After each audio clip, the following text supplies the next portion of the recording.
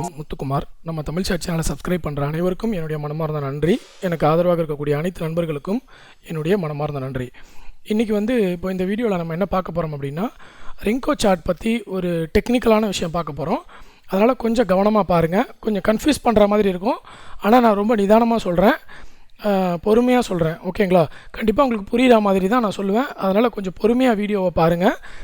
Renko சார்ட்டை எப்படி use பண்ணணும், எது பெட்டராக இருக்கும், நான் எப்படி யூஸ் பண்ணியிருக்கேன் அப்படின்றது எல்லாத்தையுமே கிளியராக உங்களுக்கு காமிக்கிறேன். அதே மாதிரி ரெங்கோ சார்ட் கூடயே கேண்டில் ஸ்டிக்ஸுக்கும் ரெங்கோ சார்ட்டுக்கும் என்ன டிஃப்ரென்ஸ் வருது, அதை எப்படி நம்ம ஹேண்டில் பண்ணணும், என்ன மாதிரி நம்ம ட்ரேட் பண்ணுனா ரெங்கோ சார்ட்டில் ப்ராஃபிட்டை எடுக்க முடியும் அப்படின்றதையும் நான் உங்களுக்கு இந்த வீடியோவில் ஷேர் பண்ணுறேன், என்னுடைய நாலேஜை ஷேர் பண்ணுறேன். ஓகே, இப்போ நான் என்ன பண்ணுறேன், மணி கண்ட்ரோலில் எஸ் பேங்க் அப்படின்னு உதாரணத்துக்கு சும்மா ஒரு ஸ்டாக் எடுத்திருக்கேன். investing.comல எஸ் பேங்க்ன்ற ஒரு ஸ்டாக்கோட சார்ட் எடுத்திருக்கேன். இப்போ இந்த சார்ட் பார்த்திங்கன்னா ஒன் டே சார்ட் எடுத்திருக்கேன். ஒன் டே சார்ட் இப்படி இருக்குது. ஓகே, இதை சும்மா பார்த்துக்கோங்க. இந்த மாதிரி இருக்குது, இப்படி மேலே ஏறி இருக்குது. அப்புறம் ஒரு ரேஞ்ச் மார்க்கெட் 2 நாள் மேலே டபுள் டாப் போட்டுட்டு அதுக்கப்புறம் இறங்கியிருக்கு. ஓகே, இதுதான் பேட்டர்ன் இப்போ இருக்குது கேண்டில் ஸ்டிக்ஸை பொறுத்தளவில். லாஸ்ட்டாக இருக்கிற கேண்டில் இப்படி இருக்குது. இப்போ நம்ம என்ன பண்ண போகிறோம்னா, ரெங்கோ சார்ட்டை யூஸ் பண்ண போகிறோம். நான் என்ன பண்ணுறேன், ரெங்கோ அப்ளை பண்ணுறேன். ரெங்கோ அப்ளை பண்ண உடனே இந்த செட்டிங்ஸில் பார்த்தீங்கன்னா ATR 14 அப்படின்னு இருக்கும், அப்புறம் 9.14 அப்படின்னு இருக்கும். இப்போது இந்த ATR அப்படின்றது ஆவரேஜ் ட்ரூ ரேஞ்சுன்னு சொல்லுவோம். அதை பேஸ் பண்ணி தான் இப்போ டிஃபால்ட்டாக investing.comல ரெங்கோவை பிரிண்ட் பண்ணுறாங்க.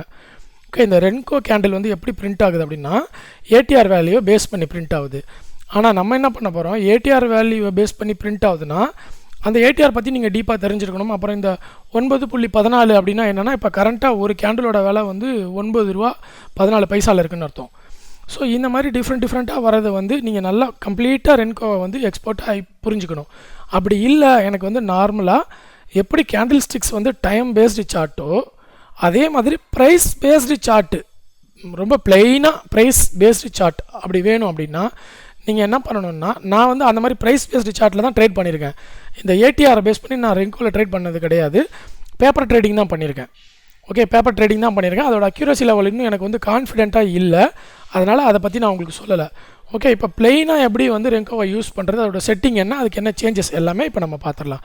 இப்போ என்ன பண்ணுறோம், எஸ் பேங்கோட ரெங்கோ சார்ட்டோட செட்டிங்ஸ் இருக்கு இல்லையா, இந்த இடத்துல இந்த செட்டிங்ஸ் பட்டனை நான் கிளிக் பண்ணுறேன். கிளிக் பண்ணோன்னே இந்த பாக்ஸ் சைஸ் அசைன்மெண்ட் மெத்தடுன்னு இருக்கு இல்லையா, அதில் ATRை செலக்ட் பண்ணிவிட்டு ட்ரெடிஷ்னல் அப்படின்னு நான் கிளிக் பண்ணுறேன். ஓகே, ட்ரெடிஷ்னல் கிளிக் பண்ணிவிட்டு பாக்ஸ் சைஸ் அப்படின்னு போட்டுட்டு இந்த இடத்துல 1 இருக்கு இல்லையா, இந்த 1 அப்படின்னா என்னன்னா ₹1, ₹1, 2னா ₹2, 3னா ₹3. இப்போ நான் என்ன பண்ணுறேன், ₹1 தான் டிஃபால்ட்டாக ₹1 இருக்குது, ₹1 வச்சுட்டேன். ஓகே, இப்போ நான் என்ன பண்ணுறேன், ஓகே கொடுத்துட்டேன்.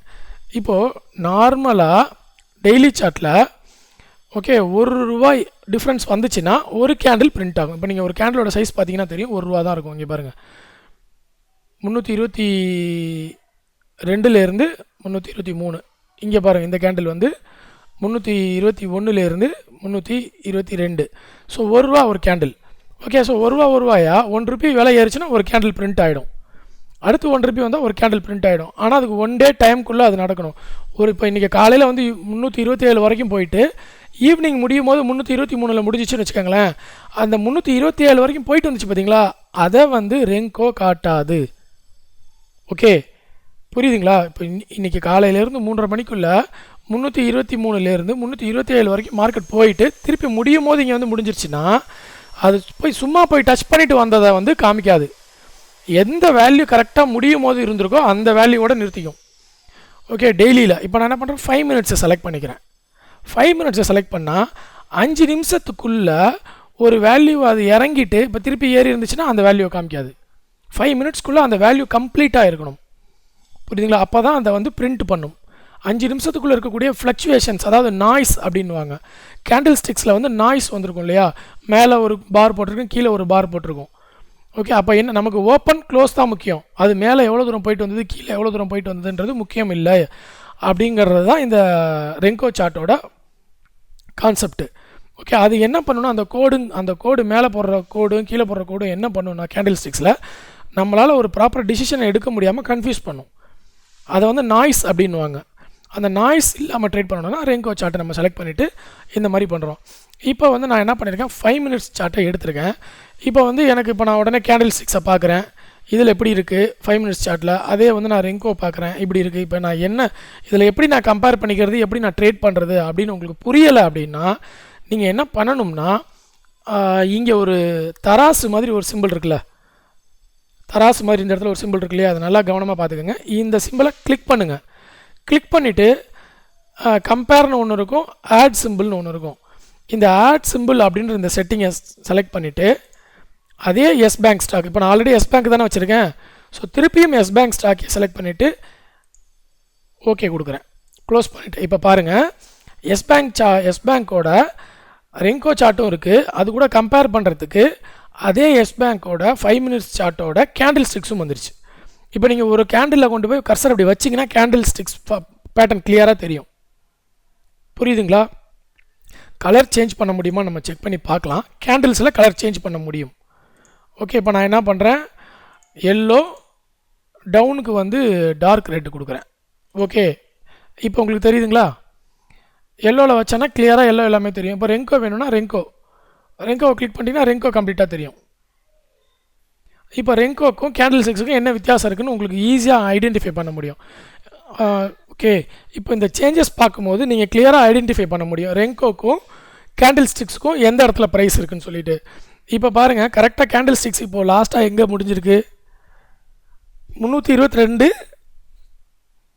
இந்த கேண்டில் நான் வச்சேன்னா எங்கே முடிஞ்சிருக்கு, க்ளோசிங் பார்த்தீங்கன்னா 322.7 முடிஞ்சிருக்கு, 322.05ன்னு வச்சுக்கோங்க. ஆனால் ரெங்கோ வந்து 323 முடிஞ்சிருக்கு. புரியுதுங்களா உங்களுக்கு? இது ரெண்டுத்தையும் கம்பேர் பண்ணால், இப்போ இதை வச்சு நீங்கள் கம்பேர் பண்ணிவிட்டு இதுக்கப்புறம் வந்து இந்த கேண்டில் ஸ்டிக்ஸை நான் க்ளோஸ் பண்ணிக்கிறேன். இப்போ பார்த்தீங்கன்னா உங்களுக்கு புரியும். இப்போது ரெங்கோவில் சேஞ்சஸ் எப்படி பார்க்குறதுன்றதை பார்த்துட்டிங்க இல்லையா? இப்போ ரெங்கோவில் எப்படி வந்து சக்ஸஸ்ஃபுல் ட்ரேட் பண்ணுறது. ஓகே, இதில் ரெங்கோவில் வந்து நிறைய ஃபெயிலியர் ட்ரேடர்ஸ் வரும். எதனாலன்றதை நான் சொல்கிறேன், அது எப்படி பண்ணுறதுன்றதையும் சொல்கிறேன்.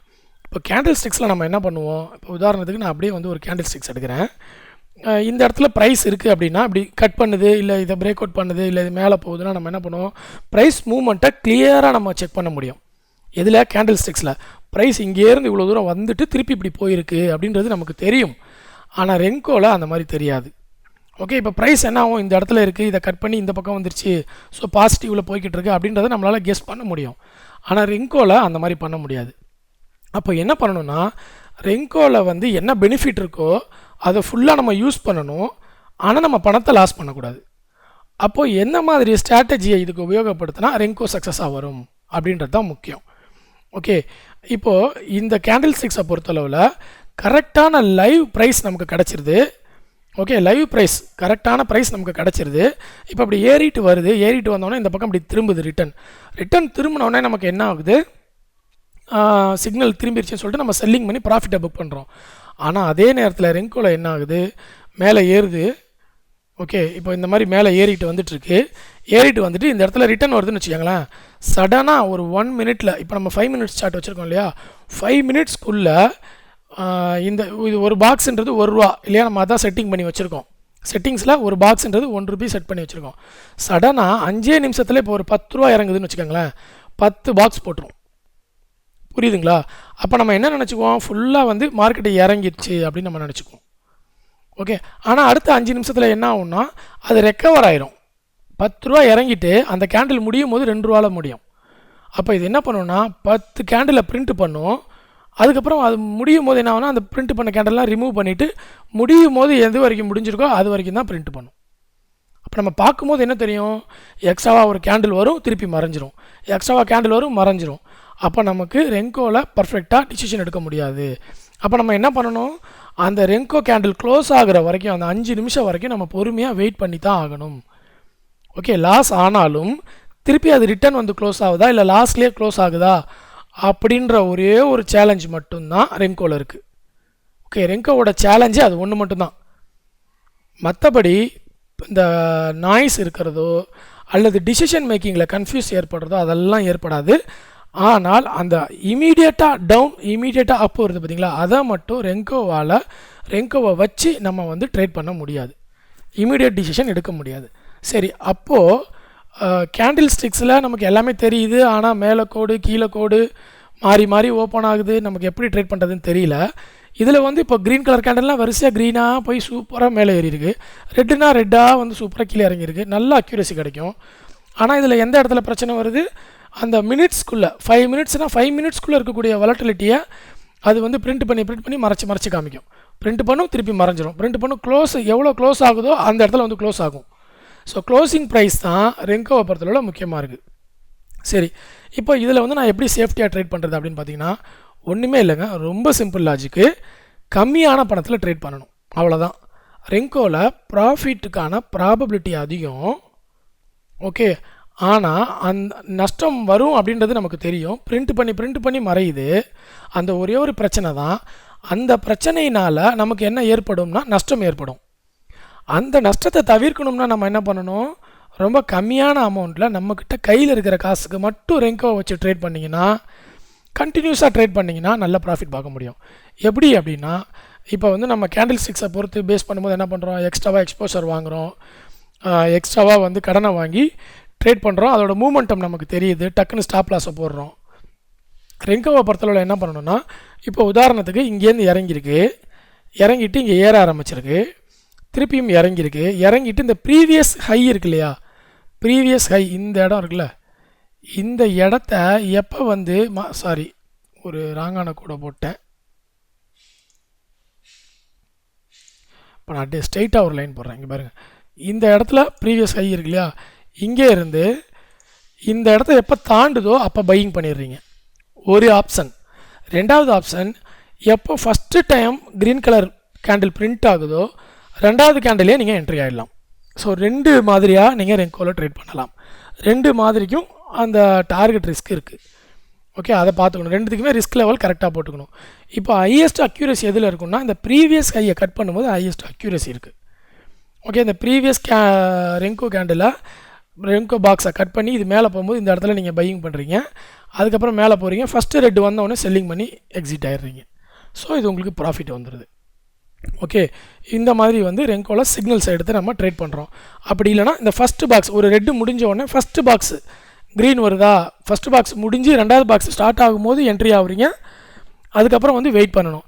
வெயிட் பண்ணும்போது என்ன ஆகுது, இப்போ உதாரணத்துக்கு இந்த இடத்துல பாருங்கள், இந்த இடத்துல ஒரு ராங் சிக்னல் வந்திருக்கு, இதை வச்சு நான் உங்களுக்கு காமிக்கிறேன், நம்ம எப்படி ஃபெயிலியர் ஆகுன்றதை காமிக்கிறேன்.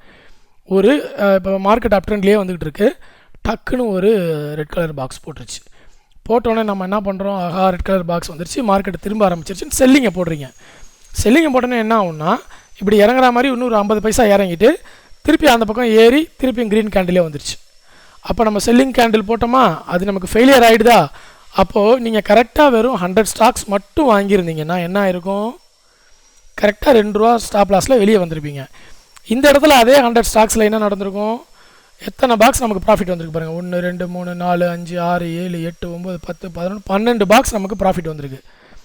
ஸோ இங்கே ஒரு பாக்ஸ் விட்ருங்க, இங்கே ஒரு பாக்ஸ் விட்ருங்க, 10 பாக்ஸ் நமக்கு ப்ராஃபிட் வந்திருக்கு. ஆனால் லாஸ் எத்தனை பாக்ஸு, ஒரே 2 பாக்ஸ் வந்திருக்கும் மேக்ஸிமம், ஓகேவா. ஸோ ஆல் ஓவராக நமக்கு 8 பாக்ஸ் வந்து ப்ராஃபிட்டில் இருந்திருக்கும்.